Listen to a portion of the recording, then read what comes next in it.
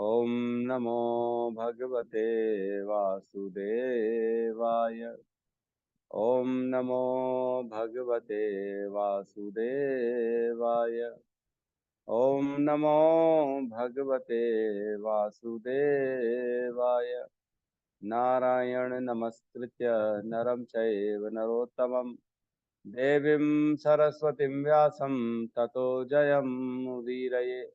नष्टप्रायेषु अभद्रेषु नित्यं भागवत सेवया भगवती उत्तम श्लोके भक्तिर्भवती नैष्टिकी।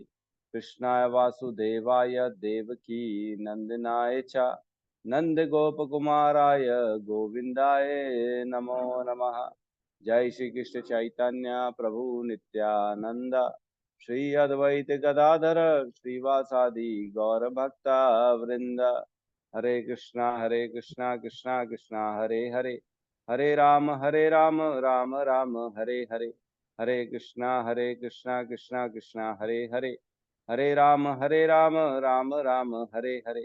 हरे कृष्णा कृष्णा कृष्णा हरे हरे, हरे राम राम राम हरे हरे। हरे कृष्णा। सभी का हरे स्वागत है। कृष्णा। प्रभु जी दंडवत प्रणाम। हरे कृष्णा माता जी, दंडवत प्रणाम।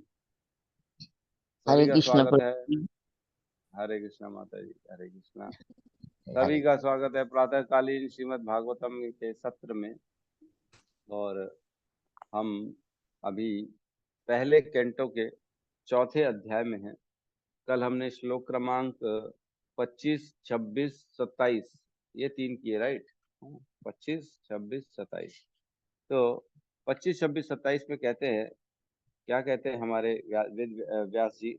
वो कहते हैं 25 नंबर श्लोक में कहते हैं, महर्षि ने अनुकंपावश हितकर समझा कि यह मनुष्यों को जीवन का परम लक्ष्य प्राप्त करने में सहायक होगा। इस प्रकार उन्होंने स्त्रियों, शूद्रों तथा द्विज बंधुओं के लिए महाभारत नामक महान ऐतिहासिक कथा का संकलन किया। तो किसी को मालूम है महाभारत में कितने श्लोक हैं?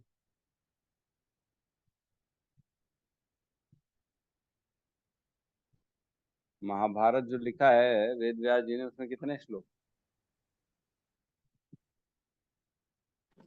हरे कृष्णा प्रभु जी। यस प्रभु। 18 नहीं मालूम महाभारत प्रभु में जी। 1 लाख श्लोक है प्रभु जी। 1 लाख श्लोक, बहुत बढ़िया। हरि बोल, वाह वाह। श्री हरि रघुनाथ बोल। प्रभु को, श्री रघुनाथ प्रभु को प्राइज मिलेगा इस पे। मंदिर से आपको जाना पड़ेगा और भगवान की कृपा लेनी पड़ेगी। यहाँ से ऑनलाइन से आपको कुछ नहीं मिल सकता, बस आपको बधाइयाँ मिलेगी। बहुत सुंदर, बहुत बढ़िया।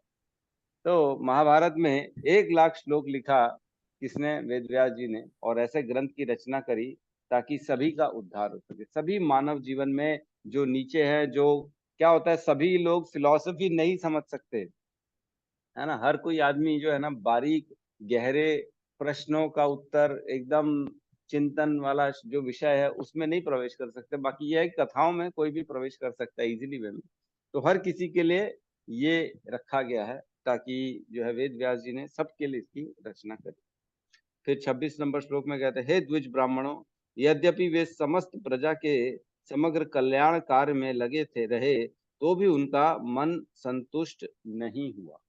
तो जब वो सरस्वती नदी के किनारे मनन कर रहे थे, चिंतन कर रहे थे, उनको ऐसा एहसास हुआ कि जो मैंने कार्य किया है वो असंतोष पैदा कर रहा है मेरे अंदर, है ना। उनको अपने आप में, अपने आप से ही वो कह रहे हैं कि ये जो मैंने किया है ये कंप्लीट नहीं है, इनकम्प्लीट है, इसमें कहीं ना कहीं कुछ ना कुछ बाकी रह गया। ऐसा उनको एहसास आ रहा था।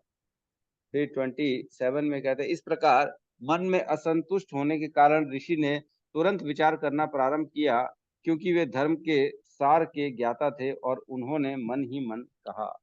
तो उन्होंने अपने आप से कहना चालू किया, विचार किया, मंथन किया कि क्या रह गया है मेरे से, क्या कमी रह गई है।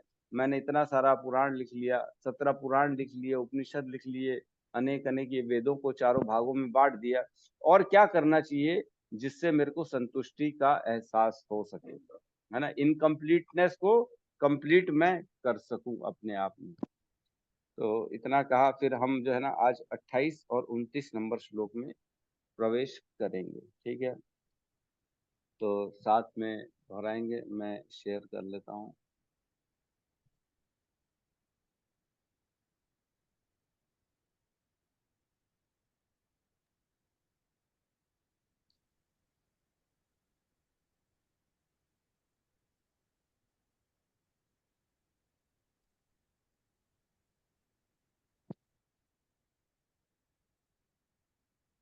अट्ठाईस और 29, ठीक है, साथ में दोहराएंगे। धृतव्रतेन हि माया धृतव्रतेन हि मया माया छन्दांसि गुरवो अग्नयः छन्दांसि गुरवो गुरुवोऽङ्गनयः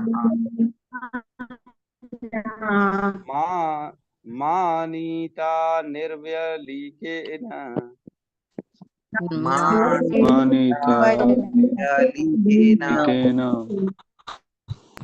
गृहीतं चानुशासनम् गृहीतं गृहीतं चानुशासनम् चानुशासनम्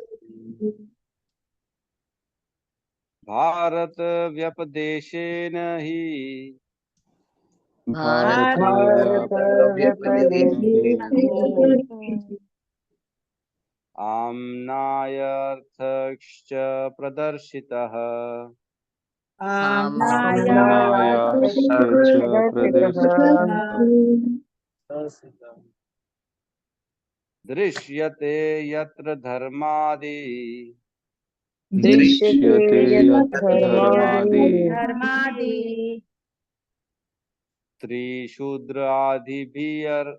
आदिर्भिर्युक्तः स्त्रीशूद्रादिभिर्युतः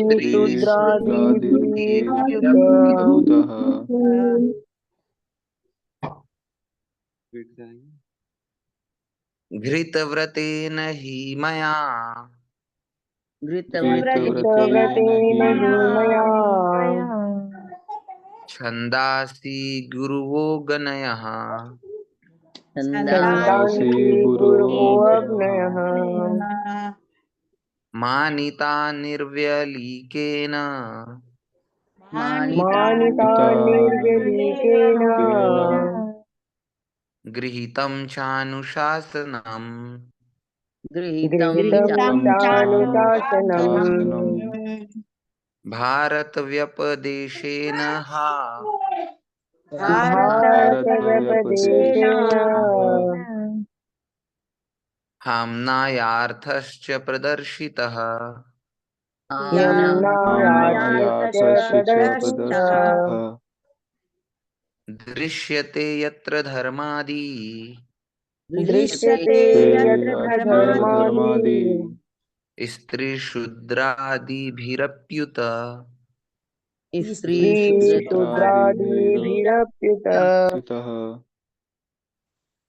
घृतव्रतेन हि मया धृतव्रतेन हि मया छन्दांसि गुरुअग्नय छन्दांसि गुरुअग्नयः मानिता निर्व्यलोकेन मानिता मानिता निर्व्यलीकेन निर्विलोकेन गृहीतं चानुशासनम् गृहीतं चानुशासनम् चानुशासनम् भारतव्यपदेशेन भारतव्यपदेशेन भारतव्यापदेशेन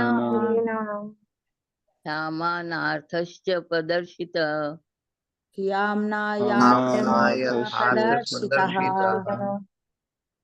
दृश्यते पत्रधर्मादि दृश्यते यत्र धर्मादि स्त्रीशूद्रदीभयुक्त स्त्रीशूद्रादिभिर्युक्तः हरे कृष्ण। अनुवाद। मैंने कठिन व्रतों का पालन करते हुए वेदों की, गुरुओं की तथा यज्ञ वेदी की निष्कपट पूजा की है।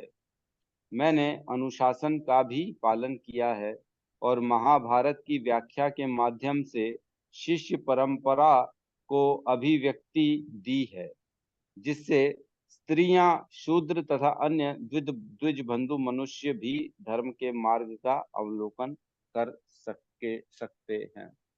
ओम अज्ञानतिमिरन्धस्य ज्ञानाञ्जनशलाकया चक्षुरुन्मीलितं येन तस्मै श्रीगुरुवे नमः। श्रीचैतन्यमनोभीष्टं स्थापितं येन भूतले स्वयं रूपः कदा मह्यं ददाति स्वपदान्तिकं।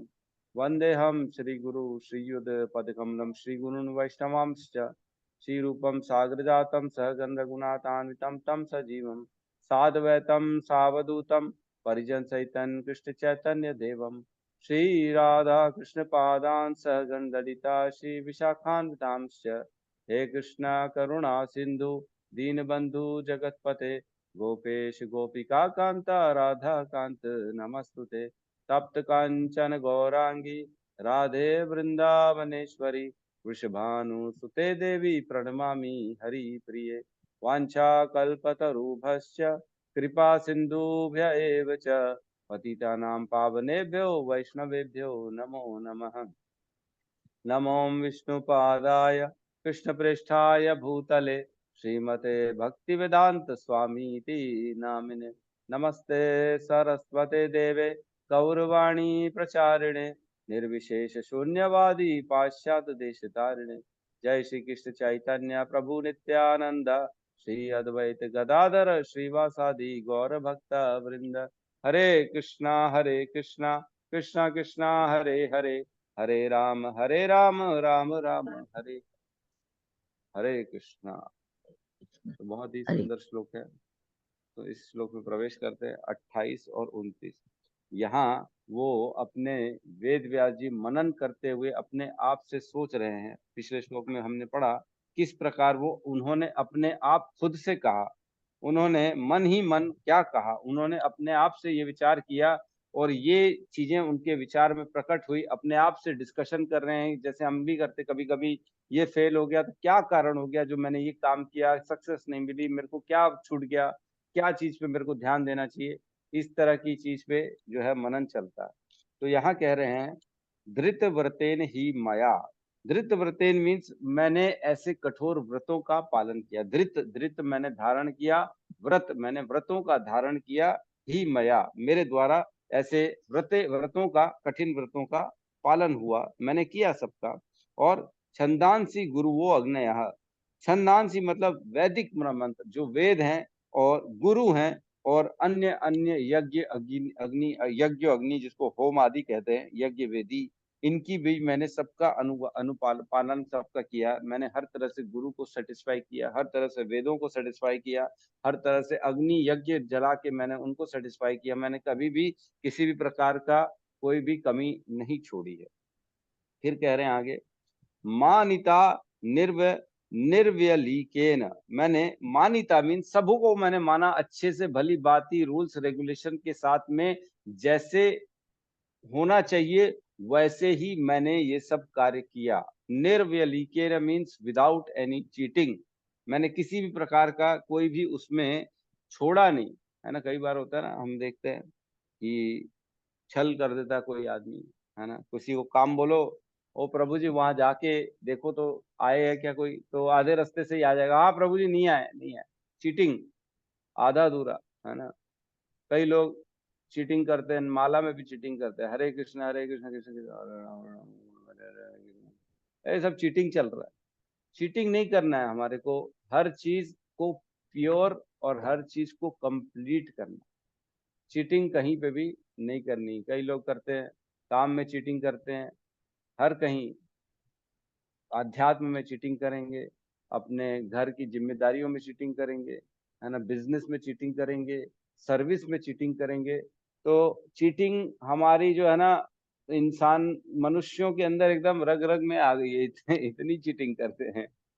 बच्चे पढ़ाई में चीटिंग करेंगे, है ना, काम में चीटिंग करेंगे, हर कहीं चीटिंग, सब जगह चीटिंग चल रही। टीचर भी चीटिंग करेंगे, पढ़ाएंगे नहीं ठीक से और बोलेंगे हाँ हाँ हमने पढ़ा दिया है, हमने तो रीडिंग करा दी है ना, क्या करें, बच्चे नहीं पढ़ रहे तो हम क्या करें। ट्यूशन भेजो बच्चे तो वहां चीटिंग चल रही है, हर कहीं चीटिंग ही चीटिंग चल रही है ना। अनाज लेने जाओ, ग्रोसरी लेने जाओ, सामान लेने जाओ तो वहां दुकानदार चीटिंग कर रहा है। पेट्रोल भराने जाओ तो वहां चीटिंग चल रही है। ऐसी कौन सी जगह है जहाँ चीटिंग नहीं है ना। तो लेकिन यहाँ कह रहे हैं निर्व्यलीकेन मीन्स विदाउट एनी चीटिंग। मैंने ऐसा कहीं पे भी कोई भी काम नहीं किया है जिससे वो कार्य में किसी भी प्रकार का दाग रह जाए। जो भी किया मैंने पूर्ण निष्ठा से, पूर्ण भक्ति से, पूर्ण वैदिक अनुष्ठानों का, नियम कानून का पालन करते हुए किया। निर्व्यलीकेन, है ना। आगे कह रहे हैं गृहीतम च अनुशासनम, और इसको सबको किया है अनुशासन में रहते हुए। अनुशासन मीन्स डिसिप्लिन, है ना। हम लोग सब क्या कहते हैं, वी आर डिसाइपल्स। हम सब कौन है, डिसाइपल है, कि अपने अपने गुरु के डिसाइपल है। तो डिसाइपल कौन होता है, जो गुरु के द्वारा बताए गए डिसिप्लिन में रहता है, वो होता है disciple. Disciple means one who follows discipline is disciple. अगर कोई डिसाइपल को गुरु बोल रहा है आपको एकादशी व्रत रखना है, तो उसको रखना ही पड़ेगा, रखना ही चाहिए। अदरवाइज वो डिसाइपल नहीं है। अगर वो अपने गुरु की बात काट रहा है और वो नहीं रख रहा है एकादशी, तो वो गुरु की बात काट रहा है, मतलब उसका डिसाइपल नहीं, उसका फॉलोवर ही नहीं। डिसाइपल मीन्स जो हम जिसके अनुगत हैं, उनके मार्गदर्शन, उनके वचनों को पूर्ण रूप से निष्ठा से फॉलो करना, इसको कहते हैं डिसाइपल, डिसिप्लिन। तो अनुशासन यहाँ कर रहे हैं, अनुशासन में, मैं पारंपरिक अनुशासन में रहते हुए मैंने कार्य किया। तो बेसिकली वेद व्यास जी जो कि भगवान के शक्ति आवेश अवतार हैं, वो भी अनुशासन में रहते हैं। ऐसा नहीं है कि वो हमको बता रहे हैं कि मैं तक अपने आप को डिसिप्लिन में रखता हूँ, अनुशासन में रखता हूँ। तो क्या हम सब अनुशासन में रहते हैं? जो जो बताए गए हैं वैदिक नियमों को फॉलो करते हैं, सुबह उठते हैं 4 साढ़े 4 बजे, है ना, मंगला आरती करते हैं, 16 माला करते हैं। क्या हम केवल भगवान को भोग लगाया हुआ ही प्रसाद स्वीकार करते हैं, या कभी कभी ऐसा भी हो जाता है, कभी बाहर चले गए बेचारे, कई जॉब में रहते हैं, कभी परेशानी में, तो ठीक है, बाहर भी जाके आप विदाउट ऑनियन गार्लिक का भगवान को भोग वहीं पे लगा के आप स्वीकार कर सकते हो, कोई प्रॉब्लम नहीं है। तो जो नियम बताए गए हुए 4 नियम श्रील प्रभुपाद के, no meat eating, no gambling, no intoxication, no illicit sex, क्या हम इसको पूरे रूप से स्वीकार करते हैं, क्या हम इसको फॉलो करते हैं? तो ये हमारा दायित्व है कि हम इसको फॉलो करें। हम अपने आप से क्या चीटिंग करेंगे? फॉलो करना है तो खुद से फॉलो करना है ना। किसी ने तो कोई आके जो है मार्क्स दे नहीं रहा हमारे को कि भैया आपने फॉलो नहीं किया, आपको 10 आउट ऑफ 8 मिलेगा, 10 आउट ऑफ 5 मिलेगा, 2 मिलेगा, फेल हो जाओगे आप।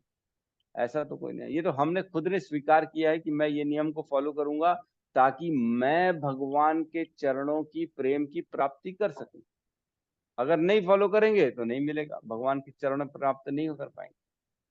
तो डिसिप्लिन हमारे लिए ही है, ना कि कोई जबरदस्ती है। जैसे बच्चों को स्कूल में होता है ना डिसिप्लिन, वैसा नहीं है ये डिसिप्लिन हमारे खुद के लिए है।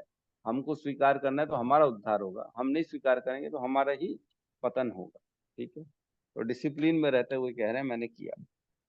तो यहाँ पे दो श्लोक बताएगा 28 और 29। तो 28 नंबर जो है वो वेद व्यास जी अपने बारे में बता रहे हैं कि मैंने क्या क्या किया। मैंने अपने आप से ये फॉलो किया, मैंने डिसिप्लिन फॉलो की, मैंने चीटिंग कहीं पे भी नहीं करी, मैंने व्रत धारण किया। अपने आप में बता रहे हैं मैंने ये किया। अब 29 में बता रहे हैं, जो अपने बारे में नहीं बता रहे, अब दूसरों के बारे में बता रहे हैं। फिर क्या कह रहे हैं, भारत व्यपदेशेन ही आमनाय अर्थश्च प्रदर्शिता। मैंने ये संपूर्ण महाभारत का व्यपदेशेन संकलन किया। मैंने महाभारत को 1,00,000 श्लोकों को मैंने लिखा। क्यों लिखा? ही आमनाय अर्थ च प्रदर्शितः। मैंने ये गुरु शिष्य परंपरा की अभिव्यक्ति, वेदों के अर्थ को प्रदर्शित किया। मैंने क्या किया, हमारे मेरे गुरु जो है नारद जी, जिनसे ज्ञान मिला, और भी बाकी चीजों को मैंने जो अपने गुरु परंपरा में रहते हुए स्वीकार किया, उन सब चीजों को महाभारत के माध्यम से मैंने लोगों के बीच में ये कथा के रूप में प्रस्तुत किया, ताकि लोग इसको समझ सके, है ना। इसका प्रदर्शित किया मैंने, इसके अर्थ को प्रदर्शित किया, मतलब पूर्ण रूप से उसके रस को प्रदर्शित करना, वो किया मैंने। आगे क्या कह रहे हैं, दृश्यते यत्र धर्मादि, और जो आवश्यक था उसको मैंने, जैसे स्त्री शूद्र आदि भी उपयुक्त, मीन्स स्त्री शूद्र आदि भी, जो पिछले श्लोक में हमने पढ़ा था कि जो भले ही वेदों में पटु ना हो, जो द्विज बंधु हों, जो भोगों में लगे हुए हों, ऐसे लोगों के लिए भी मैंने ये लिखा महाभारत, ताकि वो भी उद्धार कर सके अपना। तो दृश्यते यत्र धर्मादि, मैंने उनको भी धर्म का पथ को दिखा दिया, मैंने उनके लिए भी ये धर्म के पथ का प्रदर्शित कर दिया, ताकि स्त्री शूद्र आदि भी जो है, जो द्विज बंधु हैं, वो भी इस मार्ग पे आके और जो है अपने आप का उद्धार कर सके, है ना। तो समझ में आया, पहला श्लोक अपने बारे में बताया, मैंने व्रत रखा, मैंने चीटिंग नहीं करी, मैंने जो है अनुशासन का पालन किया, गुरु की वाणी का फॉलो किया, और मैंने जो है ना इसको करते करते क्या किया, दूसरों के लिए मैंने महाभारत लिखी, और जो है जिसमें सारे धर्म का प्रदर्शित कर दिया, ताकि जो पतित से पतित लोग हैं उनका भी उद्धार हो सके। अपने आप में चिंतन कर रहे हैं, ठीक है। तो हम जानते हैं कि जो है कठोर, इसमें आप देखेंगे तो एक तात्पर्य में पहली लाइन में कहा गया है, कठोर अनुशासिक व्रत तथा गुरु शिष्य परंपरा का पालन किए बिना कोई भी वेदों के अर्थ को नहीं समझ सकता। ये कौन कह रहे हैं, श्रील प्रभुपाद लिख रहे हैं तात्पर्य में पहली पहली लाइन में कि कठोर अनुशासन, हमको कठोर अनुशासन फॉलो करना चाहिए, है ना। निष्ठा में आ जाना चाहिए, भगवान की निष्ठा ऐसी बन जाए, अटूट निष्ठा बन जाए, अटूट निष्ठा रखते हुए हमको भगवान के ये ग्रंथों को फॉलो करना चाहिए, जो वहां से हमारे लिए जो पथ का प्रदर्शन हो रहा है उस पथ को फॉलो करना चाहिए, और गुरु शिष्य परंपरा को भी फॉलो करना चाहिए। ऐसा नहीं आज किसी के अंडर में, कल दूसरे के अंडर में, परसों तीसरे के अंडर में, परसों उसके बाद ओहो ये भी ठीक नहीं है, चलो उनके पास चलते हैं, उनका तो बहुत बढ़िया है, पंडाल भी अच्छा है, वहां पे एसी लगा रहता है, हम उनके पास जाएंगे। और नहीं नहीं ये तो बहुत स्ट्रिक्ट है, खाने पीने नहीं दे रहे हैं, तो एक काम करते हैं, ऐसे गुरु को ढूंढते हैं जो कम से कम खाने पीने अलाउ कर दे। भाई ऐसा थोड़ी होता है, जिंदगी मिली है खाने पीने के लिए, ये भी करेंगे वो भी करेंगे, दोनों करेंगे। तो इस तरह से लोग जो होते हैं वो भटकते रह जाते हैं, और वो कभी भी भगवान को प्राप्त नहीं कर सकते। तो गुरु शिष्य परंपरा इज मस्ट, गुरु शिष्य परंपरा को फॉलो करते हुए ही आगे बढ़ सकते हैं, ठीक है। तो इस प्रकार अपने अंदर अंदर उन्होंने विचार किया। तो अब तीसरे 30 नेक्स्ट श्लोक में प्रवेश करते हैं।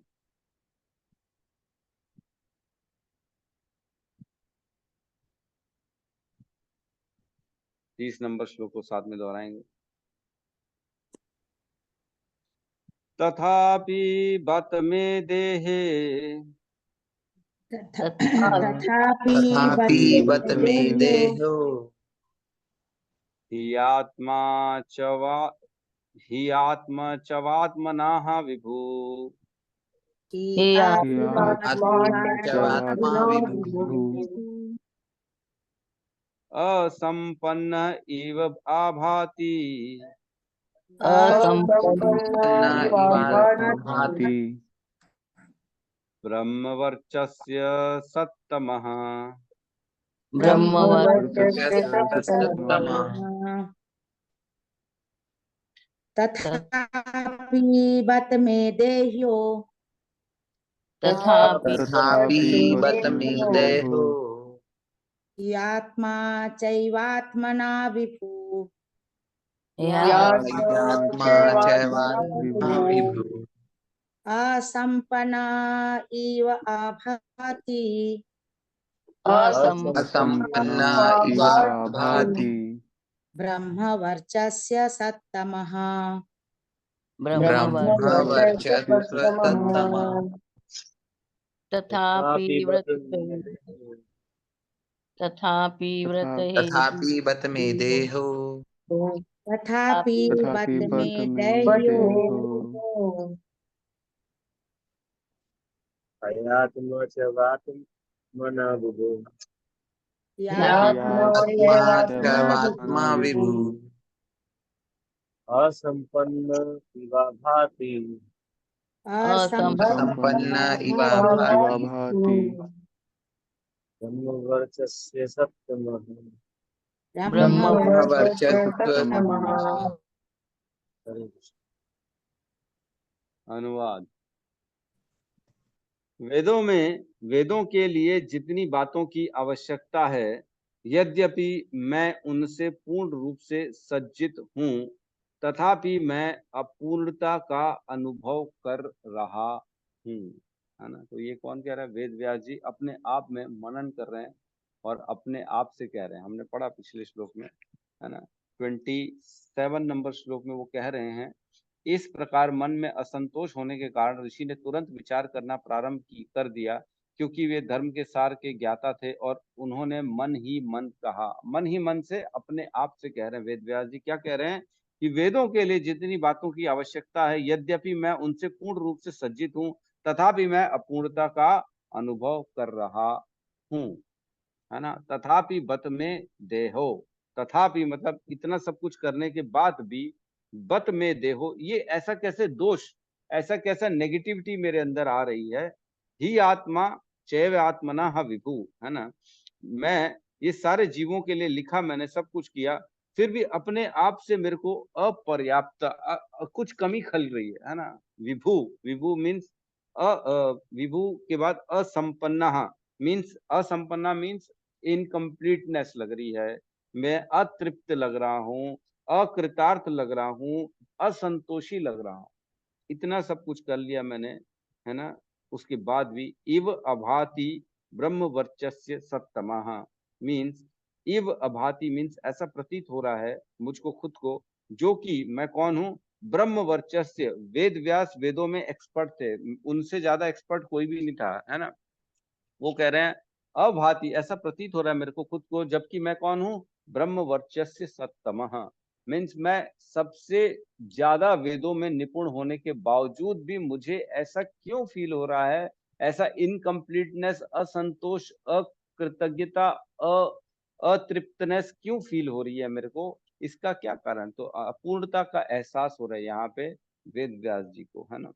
तो सत्तमः मीन्स परम है, सबसे सबसे ऊपर है वेदों में, और तो भी उनको असंपन्न फील हो रहा है। असंपन्न का अर्थ यहीं पे यही माना जाएगा, असंतोष, अतृप्त, है ना, अकृतार्थ, इनकम्प्लीट, अपने आप के अंदर इनकम्प्लीट कह रहे हैं। तो इनकम्प्लीट कब लगता है व्यक्ति को?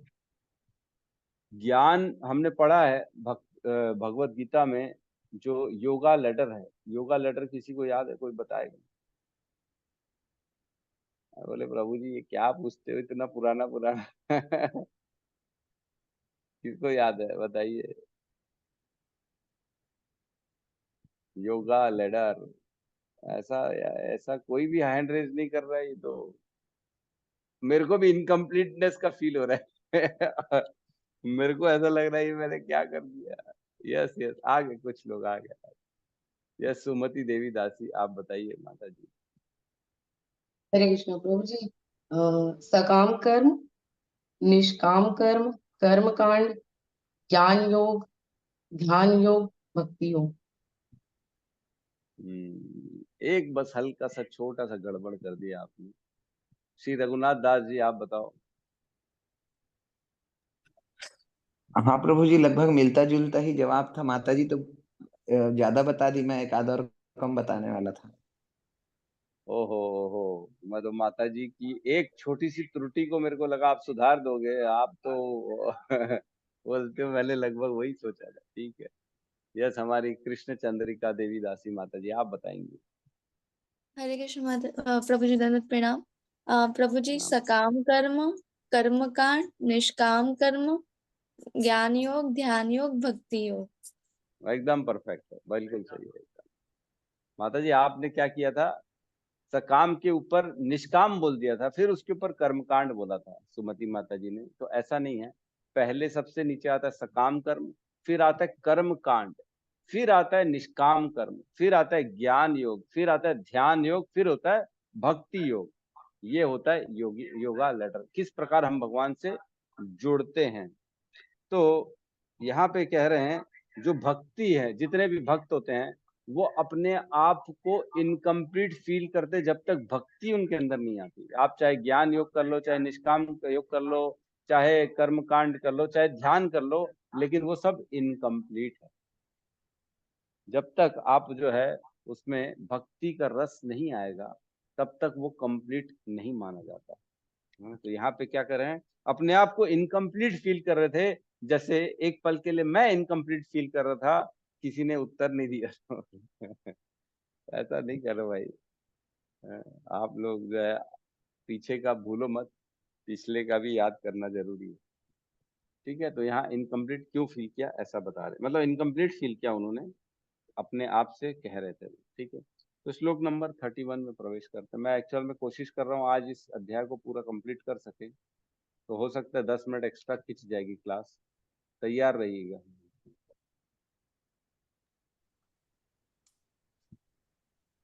थर्टी वन है ना, साथ में दोहराएंगे।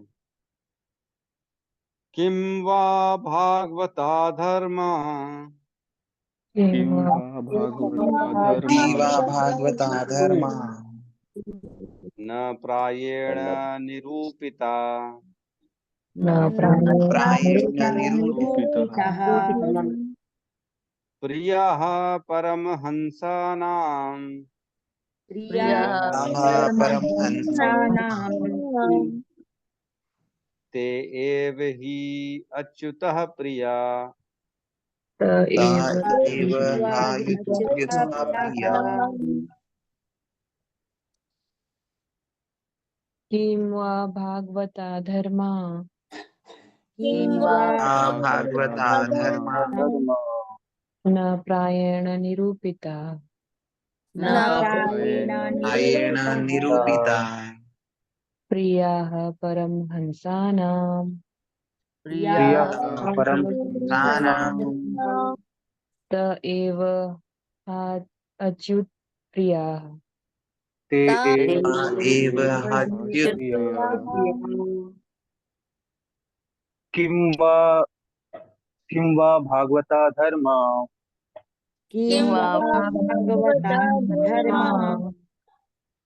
न प्रायेण निरूपिता निरूपिता प्रियः परमहंसानां परमहंसानां ते एव हि अच्युत प्रिया। एव हाच्युत प्रियाः। अनुवाद। हो सकता है ऐसा इसलिए हो कि मैंने श्री भगवान की भक्ति का विशेष रूप से कोई संकेत नहीं किया, जो सिद्ध जीवों तथा अच्युत श्री भगवान दोनों को प्रिय है। तो यहाँ पे बहुत इंपॉर्टेंट डिस्कशन चल रहा है, आप लोग इस स्थिति को समझिए। ये मनन की स्थिति चल रही है, वेद व्यास जी के अंतःकरण की बात चल रही है। वो क्या सोच रहे हैं वो तक लिखा है यहाँ। हमको अपने फीलिंग्स को, अपने थॉट को भी एक्सप्रेस करने में बड़ी तकलीफ होती है। हम क्या सोच रहे हैं यही नहीं बता पाते लोगों को, लेकिन यहाँ पे एक एक लाइन, एक एक वर्ड बता रहे हैं वेद व्यास जी कि मैं किस प्रकार अपने आप के अंदर असंतोष फील कर रहा था, क्या क्या अपने आप से मैं बातें कर रहा था, वो तक यहाँ पे वर्णन है। कितना डिटेल में लिखा है बताओ। और कौन कह रहा है, ये सूत गोस्वामी बता रहे हैं, अपने शौनक आदि ऋषियों को ये वर्णन कर रहे हैं। क्या कह रहे हैं, किम वा भागवता धर्मा, है ना। किम वा मतलब शायद, अथवा मतलब ऐसा उनको एक और लगा, शायद मैंने एक और काम छोड़ दिया इसलिए मेरे को ये फील हो रहा है। शायद कई बार शायद ये गलती हो गई इसलिए मैं शायद फेल हो गया, या शायद ये कारण था मेरे को मार्क्स कम मिले, शायद ये कारण था मेरे से मिस हो गया। ऐसा कई बार हम सोचते अपने आप में, मनन करते हैं। तो यहाँ पे मनन करते वो करें किम वा मतलब शायद मेरे से ये गलती हो गई। कौन सी गलती हो गई,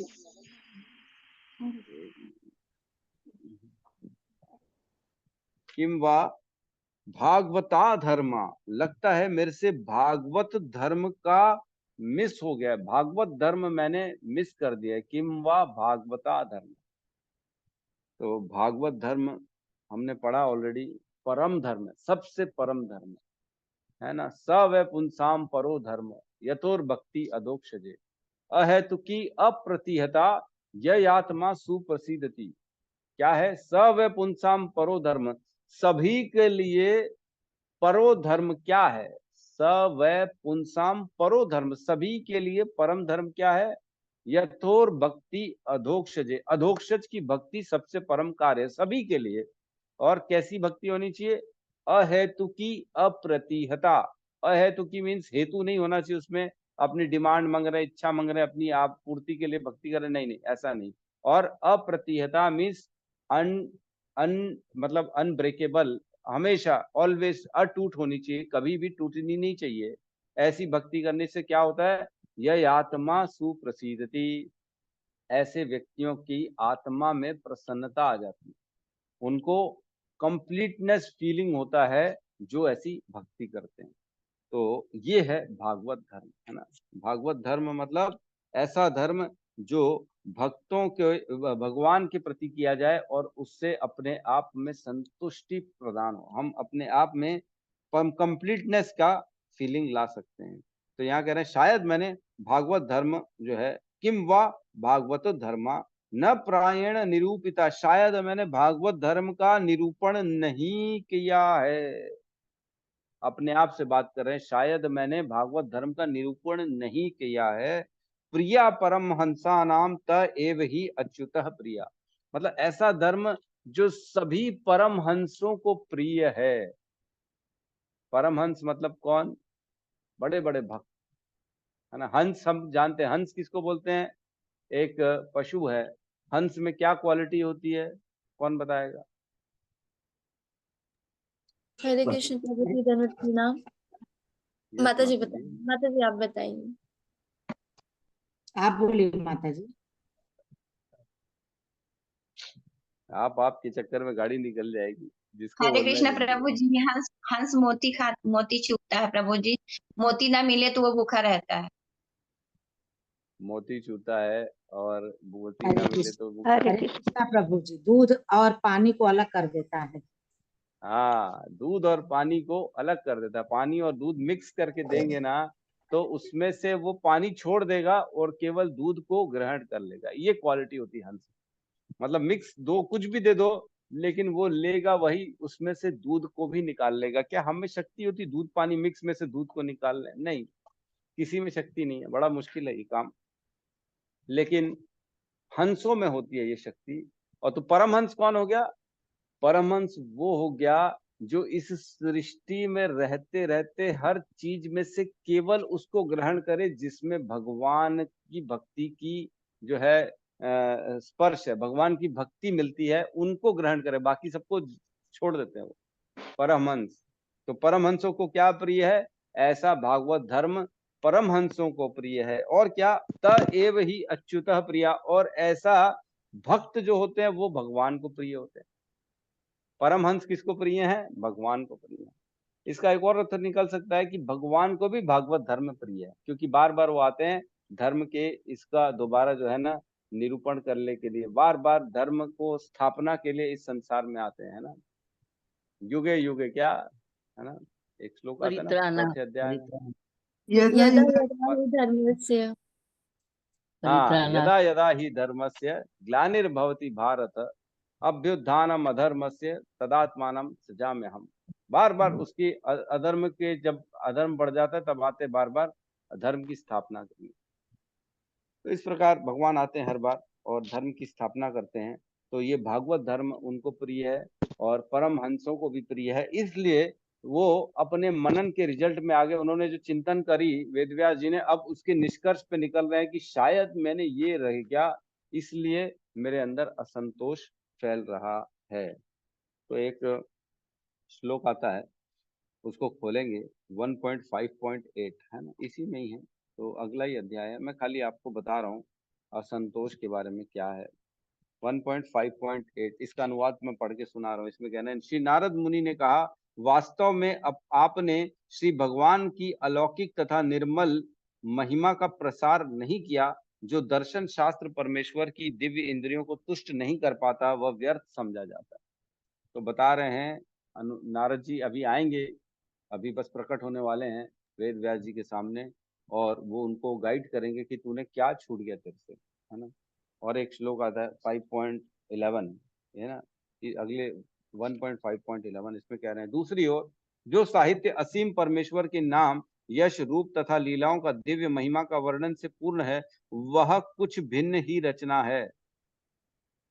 वह कुछ भिन्न ही रचना है जो इस जगत की भ्रमित सभ्यता को अपवित्र जीवन में क्रांति लाने वाले दिव्य शब्दों से ओतप्रोत है। ऐसा दिव्य साहित्य, चाहे वह ठीक से भी न रचा हुआ हो, ऐसे पवित्र मनुष्यों द्वारा सुना, गाया तथा स्वीकार किया जाता है जो नितांत निष्कपट होते हैं। परमहंसों की चर्चा चल रही। परमहंस किसको स्वीकार करते हैं, किसको गायन करते हैं, किसका स्मरण करते हैं? जो केवल और केवल भगवान से ओतप्रोत हो, जिनके शब्दों में केवल भगवान की भक्ति हो, ऐसे ग्रंथों, ऐसे साहित्यों को ही स्वीकार करते हैं। तो हमने शुरुआत में, जैसे शुरुआत हुई थी तब हमने पढ़ा था 1.1.2 में हमने पढ़ा था, उसमें कहते हैं धर्म प्रोजितः केतवत्रो परमो निर्मत सराणाम सताम। ये जो भागवत धर्म है ना, ये बाकी सारे धर्मों को रिजेक्ट कर देता है ना, केतव धर्म को बाहर कर देता है। धर्म प्रोजितः केतवत्रो परमो निर्मत सराणाम सताम, ये तो परम धर्म है, परम भागवत पुराण है। और क्या कहते हैं आगे, वेद्यम वास्तवमत्र वस्तु शिवदम तापत्रय उन्मूलनम। इसको ग्रहण करने से हमारे तीनों तापों से हमारे को मुक्ति मिल जाती है। मतलब जीवन के सभी कष्टों से मुक्ति मिलती है श्रीमद् भागवतम पुराण से, है ना। श्रीमद् भागवते महामुनि कृते किम वा परे ईश्वरः। इससे परे तो ईश्वर है ही नहीं। श्रीमद् भागवतम से परे कहाँ है? इसको पढ़ने ईश्वर की प्राप्ति हो जाती है, बाकी चीजों की पढ़ने की क्या जरूरत है। और आखिरी लाइन में कहते हैं सद्यो ही अवरुद्धते अत्र कृत भी शुश्रुभि तत्श्रणात्। जैसे ही सुनोगे ना, तत्काल हृदय में भगवान प्रवेश कर जाएंगे। जैसे ही सुनेंगे भागवत को, तत्काल प्रवेश कर जाएंगे भगवान हमारे हृदय में। तो इस प्रकार का ये ग्रंथ के बारे में, इस ग्रंथ को जब नहीं लिखा था तब ऐसा सोच रहे थे वेद व्यास जी कि कुछ छूट गया मेरे से, शायद भागवतम धर्म के बारे में मैंने लिखना नहीं लिखा, इसलिए मेरे को ये असंतोष हो रहा है। मतलब 17 पुराण लिख लिए, फिर असंतोष पैदा हुआ। असंतोष पैदा हुआ तो मनन किया तो ये समझ में आया कि मैंने तो भागवत पुराण का लिखा ही नहीं है, भगवान की भक्ति के बारे में वर्णन ही नहीं किया अभी तक मैंने। बाकी सब लिख लिया, शिव पुराण लिख लिया, देवी पुराण लिया, ब्रह्म पुराण लिख लिया, सारी चीजें लिख ली, पद्म पुराण लिख लिया, लेकिन मैंने तो ऐसी चीज लिखी नहीं जिससे भगवान की शुद्ध भक्ति मिले, है ना। यथोर भक्ति अधोक्षजे, भगवान की भक्ति जिससे प्राप्त हो, ऐसा काम तो मैंने अभी तक किया ही नहीं है। जिसको पढ़ने मात्र से भगवान हृदय में प्रकाशित हो जाते हैं, जिसको पढ़ने मात्र से तीनों तापों से उन्मूलन हो जाता है, ऐसा ग्रंथ की रचना मैंने अभी तक नहीं करी है। अब यहाँ पे इस श्लोक में उनको ये एहसास होना चालू हो गया है। तो आपको मैं बता दूं, भगवान स्वयं सबके हृदय में रहते हैं। भगवान 15.15 भगवत गीता में कहते हैं सर्वस्य चाम हृदय सन्निविष्टो बत स्मृति ज्ञानम अपोहनम च वेदेश सर्वम अहम एव वेद्यो वेदांत कृत वेदविद एव च अहम। भगवान कह रहे हैं मैं सबके हृदय में बैठा हूँ, मैं उनको याद दिलाता हूँ, उनको भुलाता हूँ और उनको ज्ञान देता हूँ। तो इस श्लोक में वेद व्यास जी को ये जो अनुभव हो रहा है, ये कहीं ना कहीं भगवान की प्रेरणा से हो रहा है। भगवान उसके हृदय में बैठे हुए हैं, उनके हृदय में, और वो उनको प्रेरणा दे रहे हैं कि तुझसे कुछ न कुछ छूट गया है ना? याद दिलाने की शक्ति, बुलाने की शक्ति भगवान के अंदर। ठीक है, तो अगले श्लोक में हम प्रवेश करते हैं।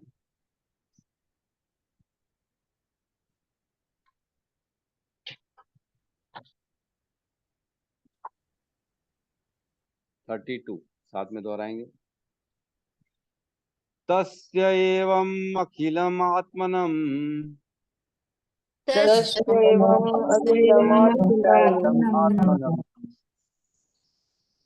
मन्यमान्यस्य खिद्यतः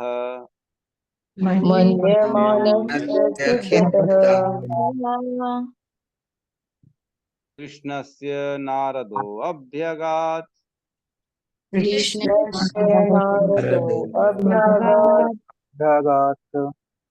आश्रमं प्राकुदाहृतम्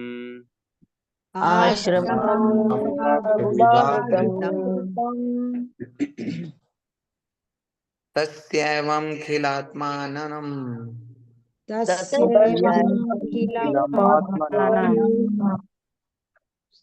मन्यमानस्य खिद्यतः मन्यमानस्य कीर्तितः कृष्णस्य नारदो अभ्याज्ञात् कृष्णस्य नारदोऽभ्यागतात् गादाश्रमं प्रबुदाहात्मम् आश्रमं प्रबुदागतः तस्यैवं खिल आत्मानं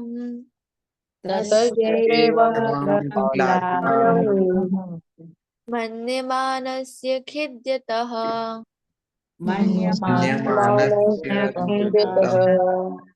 कृष्णस्य नारदो अभ्यगात्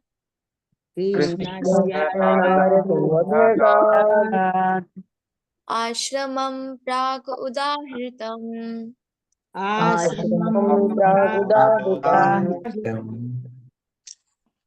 अनुवाद।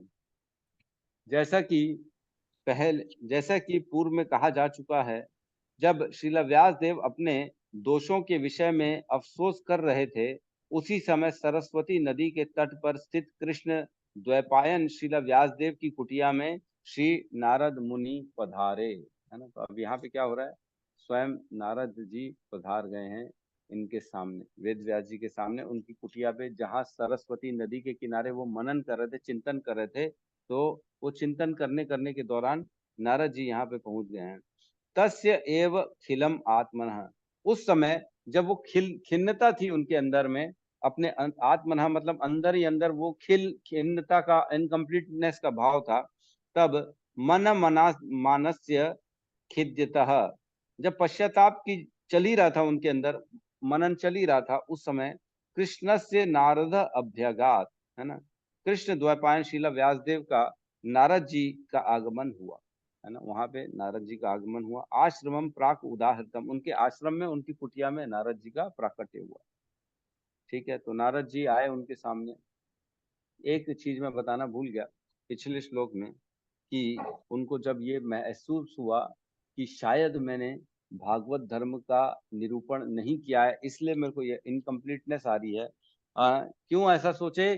क्योंकि उनको ये मालूम था कि भगवान की भक्ति के बगैर भगवान को कोई भी नहीं जान सकता, है ना। भगवान ने भगवत गीता में कहा है कि 18.55 में, भक्त्या माम अभिजानाति यावन यह च अस्मि तत्वतः ततो माम त्वक्त्वा ज्ञात्वा विशते तद अनंतरम, कि केवल और केवल भक्ति से ही कोई भी व्यक्ति मुझको जान सकता है। भक्ति के अलावा अगर ज्ञान करे, ध्यान करे, निष्काम कर्म करे, सकाम करे, कर्म कांड करे, तो मुझे नहीं जान सकता। केवल और केवल भक्ति से मुझको जाना जा सकता है। और एक श्लोक हमने और पढ़ा था 1.3.38, है ना, आपको याद है कि नहीं? इसमें कहते हैं, जो अपने हाथ में रथ का चक्र धारण करने वाले श्री भगवान के चरण कमलों की निष्कपट, अबाध एवं अनुकूल सेवा करता है, वही इस जगत के सृष्टा की पूर्ण महिमा, शक्ति तथा दिव्यता को समझ सकता है।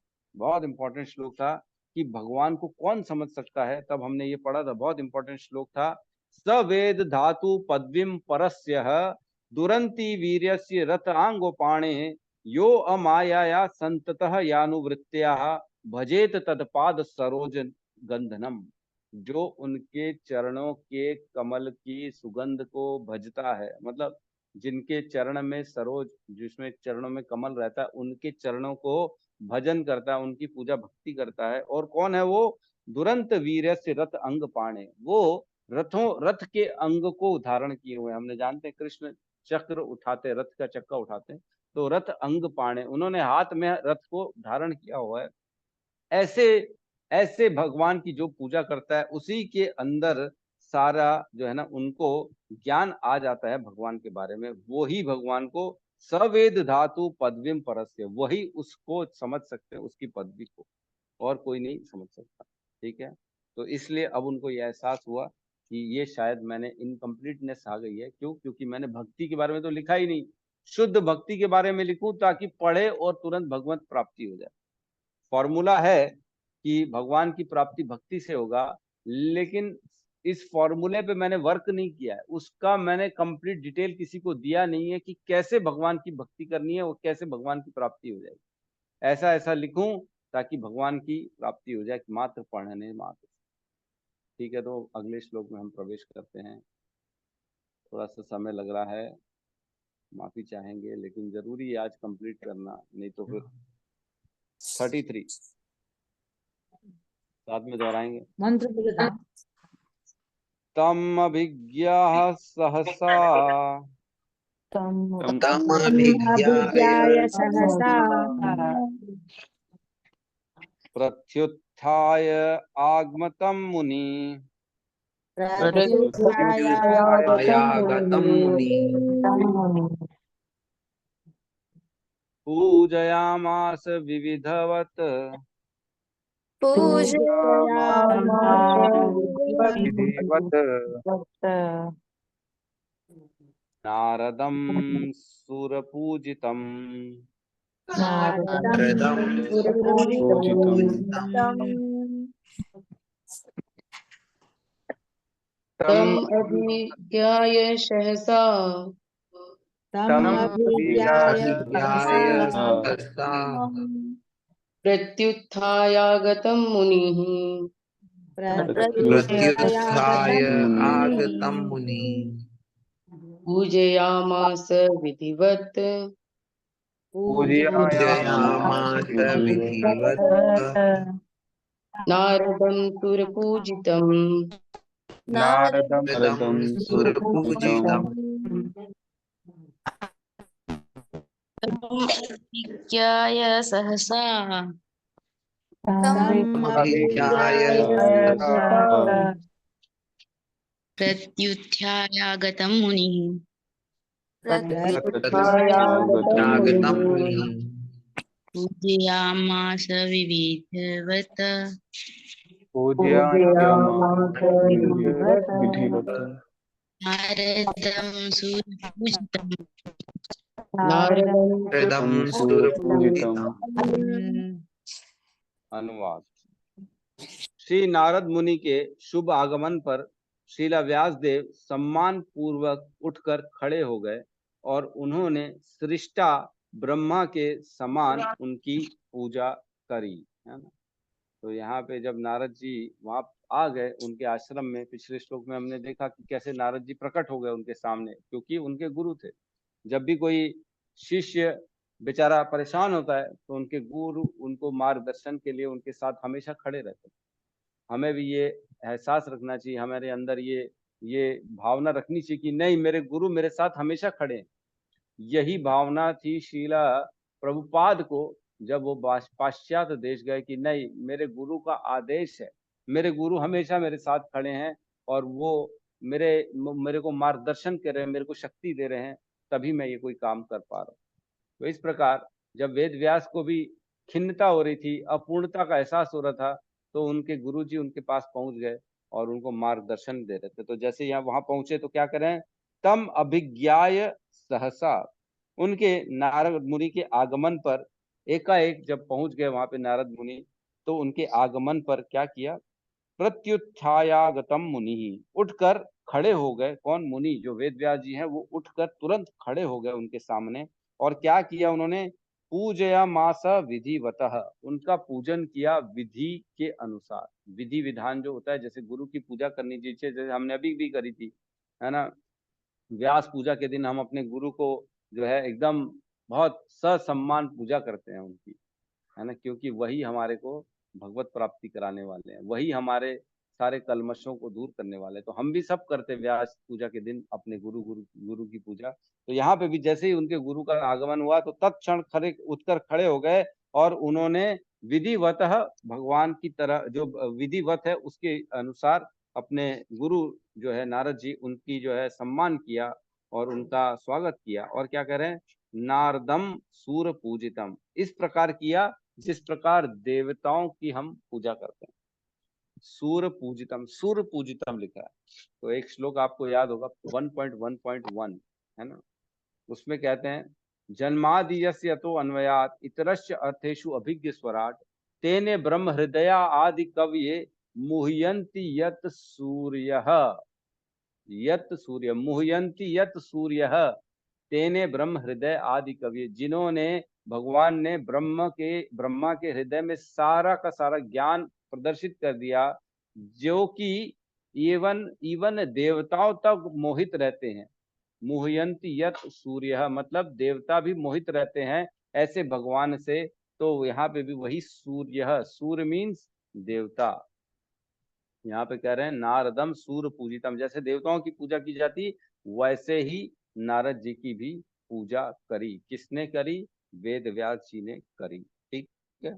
और अंतिम में यहाँ कह रहे हैं इस प्रकार श्रीमद् भागवतम के प्रथम स्कंद के अंतर्गत श्री नारद मुनि का प्राकट्य नामक चौथा अध्याय का भक्ति वेदांत तात्पर्य पूर्ण हुआ। आप लोगों को सबको शुभकामनाएं चौथा अध्याय कंप्लीट करने की। हरि बोल।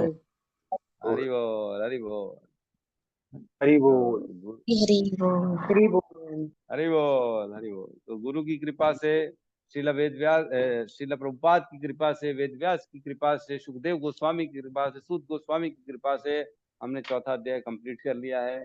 कल हम 5वें अध्याय में प्रवेश करेंगे।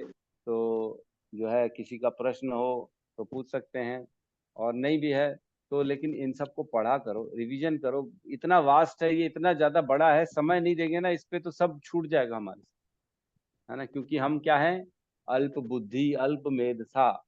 हमारे गुणों का वर्णन हो चुका है इसमें कि किस प्रकार कलयुग के जीव जो है हर चीज में अल्प अल्प होगा उनके पास, है ना, है ना, है कि नहीं? कौन से श्लोक में था वर्णन?